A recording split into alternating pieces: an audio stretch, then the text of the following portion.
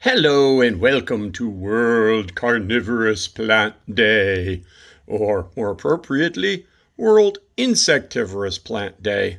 Although with these large pitchers, Nepenthes, it can be very carnivorous and not just insectivorous. Now, if you grow them long enough, eventually, if you're lucky and you're doing it right, you will find them producing flowerscapes. Well, if you're lucky, you'll get them produce at the same time a male flowerscape and a female flowerscape. Because Nepenthes, as it turns out, are either male or female. And if you have one male and one female flowering at the same time, you can pollinate them and produce seed. But now, what do you do with that seed when it finally ripens? That's what I'm going to discuss here. Okay, so these are the Nepenthes seed pods here. What you do is you kind of squeeze them. They'll generally break open like that. When they break open, either seed will fall out looking like this, or what might happen is what falls out is a mass of seeds like this. And then you can just take those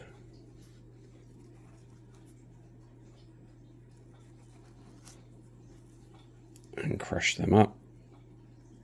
Just kind of roll them between your fingers and they'll generally split up pretty easily. The goal is you want to get them to break up into smaller things like that. And basically you can see what the seeds look like are very, very thin, almost grass-like, sliver, frassy looking seeds.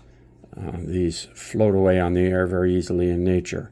So they're designed to spread very far, maximizing the distribution of the plant. But when you look at it, it'll just look like a thin little string, and there should be a little thicker part in the middle that'll be the seed.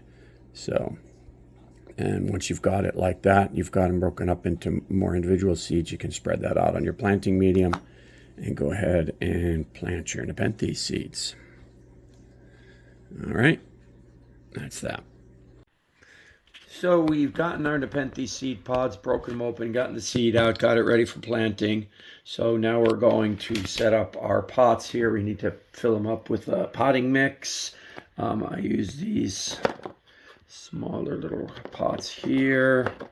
I'm going to also use a couple of tall pots just to see how that works out. And then we've got our mix, and I will use 1 part small orchid bark, 1 part by volume of sand, and all these parts are by volume, not by weight, 1 part pumice, and then 1 part small lava rock.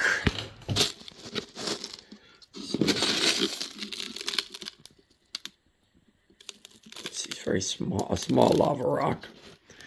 Happens to be black. Then I also use 1 part medium lava rock. Both the lava rocks can be maybe a little bit less than 1 part. I think I use like about 3/4 part. And then we've got perlite, 1 part perlite. And I will use 1 part peat moss. And then I'll have 2 parts long fibered sphagnum moss. And then what I like to do when I've put all that mix, I will mix it up. So now it'll look like this when it's all been mixed up. We're good to go here. This can make a very fine, just general Nepenthes mix, I think, although I'll use a larger orchid bark. I'll use a large chipped orchid bark rather than smaller and finer. But after we've got that and thrown that in the pots, well, let's go ahead and do that, and then we'll see the next step.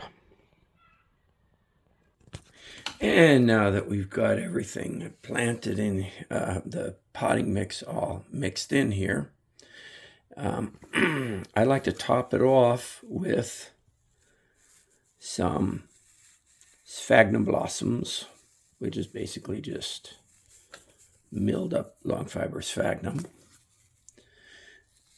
The idea on that is the mix that I've made is really fast draining, can dry out quickly, so I'd like to have something right on the surface that will stay moist and keep the seedlings, the seeds moist and help in the germination. I find that works pretty well.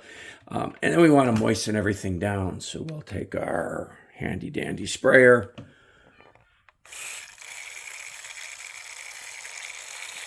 And spray that down.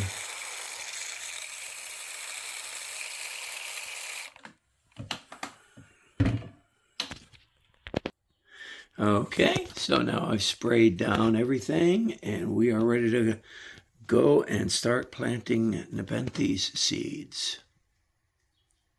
We've harvested our seed, we've prepared our planting medium, we've put it in pots. Now it's time to plant the seeds. So you get in there and take a pinch of them, and then you just sprinkle them on top of the pots that you've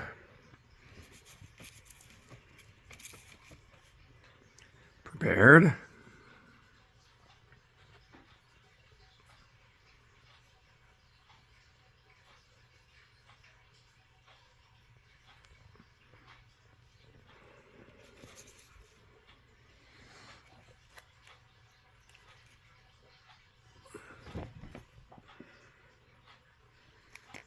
Just like that.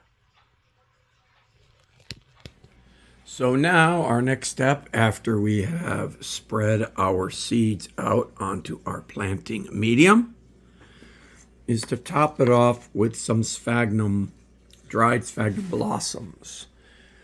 That's basically milled up sphagnum moss, which you get a Cuisinart or a blender and stick your long fiber sphagnum in there and break it up. And I just take a little bit of it here and sprinkle it over the top.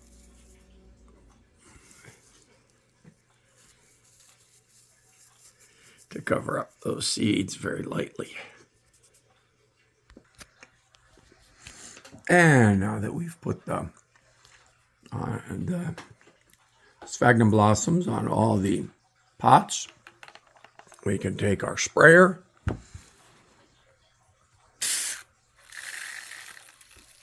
and spray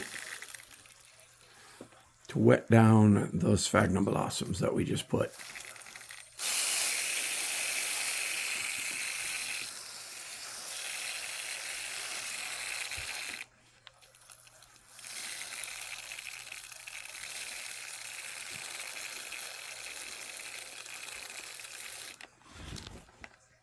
So after doing all that prep work, you put your pots, the seeds and the potting mix and all that stuff in the area where you want them to be. Add water to make sure that you've got water in the base to provide humidity. And then you take your cover and you put your cover on top.